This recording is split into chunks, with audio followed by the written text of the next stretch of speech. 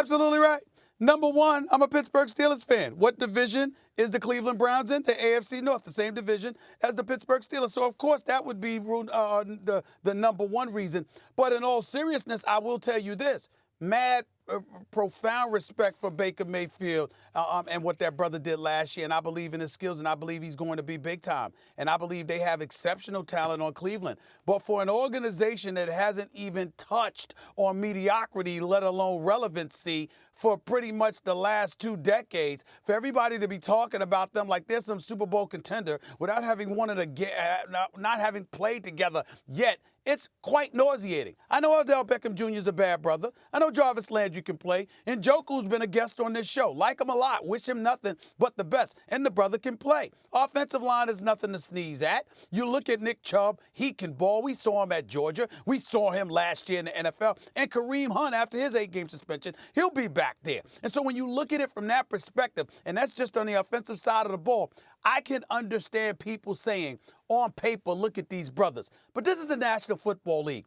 Injuries happen every single week. One individual could go down. That could disrupt everything. You got a rookie head coach, okay? He was your offensive coordinator after Hugh Jackson left, and he pretty much worked directly and intimately with Baker Mayfield, so Baker Mayfield's got a lot of faith in him. I get all of that. But damn, they haven't done anything yet. And when people sit around and talk about them like they are the second coming, they're talking about them like they were the Pittsburgh Steelers, like they were the New England Patriots, hell, like they were the Kansas City Chiefs, for crying out loud. And they're none of those teams. They have stunk. They have been abysmal. They've been moribund and pathetic for many, many, many years. At least give us a couple of weeks or at least a month to see them play before we do all of this. But no, we got Max Kellerman on the air calling them a Super Bowl contender. We got other aficionados coming all over the place, bloviating about them and just being so disrespectful to a whole bunch of teams out there in the AFC who have a better history. So yes, he's absolutely right as it pertains to me, not the general public, but as it pertains to me. Do I want to see the Cleveland Browns shut up? I mean, shut down, really. Yes, I do. I'm tired of all the hype, okay? Let's see what they do when a helmet is attached to them. Let's see what happens then. That's all I'm saying. Player hater. Turn your head around.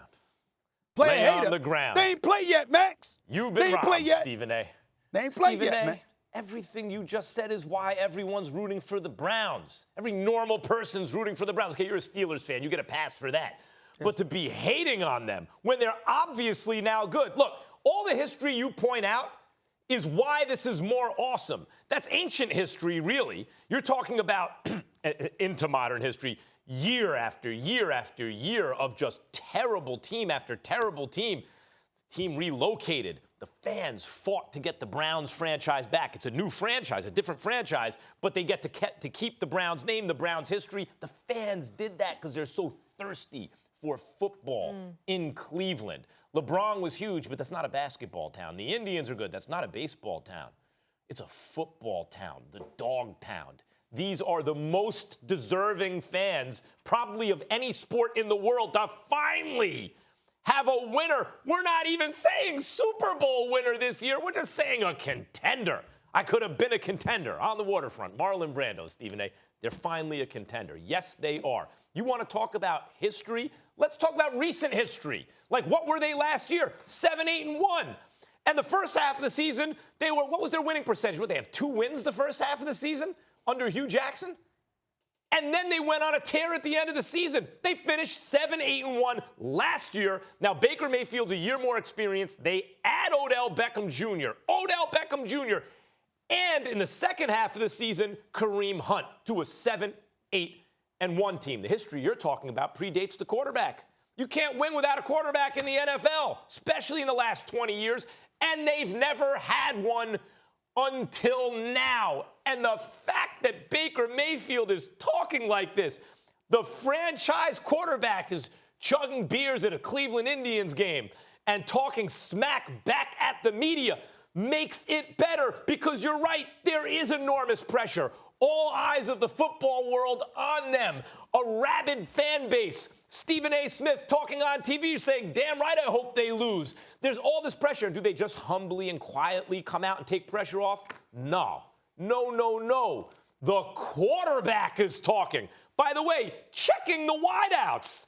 Odell's done a lot more in the NFL than Baker's done, and Baker had no problem checking Odell when he thought there was a problem. And Odell didn't clap back. So the quarterback checks the receiver, and now we want to give him a badge of honor. No, oh, my God, the quarterback said, damn it, run the right, come back to the back, come back to the football. And so because of that, that's a headline now, right? That's a headline now. Oh, just stop it. No. I'm sick and tired of all of this noise about the Cleveland Browns. Let me tell you something about the Cleveland Browns. Oh, by the way, yes, we didn't want you to lose the daggone team, okay? In 1995, when you lost the team, none of us were happy about that. They were gone for 3 seasons, then came back in 1999, okay? What have they done since? One playoff appearance. By the way, that was 2002. They had a quarterback. They had a quarterback by the name of Kelly Holcomb who went to the playoffs against Pittsburgh, threw for 400-plus yards, and still lost. To who? Was it Big Ben Roethlisberger? No, he wasn't there yet. Tommy Maddox was the quarterback for the Pittsburgh Steelers, okay? And they still beat Cleveland. And since then, they haven't been to the postseason.